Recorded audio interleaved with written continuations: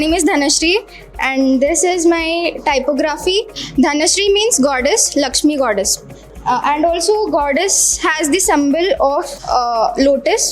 So I have replicated a lotus.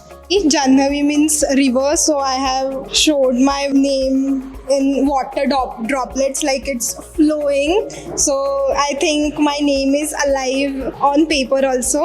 My name is it's a character in Ramayana. So actually I've decided to show like my personality in this. Like it is also goofy sometimes and sometimes serious, so it is shown by straight lines. हे प्रचिताचा अर्थ असा आहे की जे तेजस्वी आहे, ज्याचं मन खूप शुद्ध आहे वगैरे, असं त्याची एक नवीन सुरुवात, त्याला प्रचिता असं बोलतात.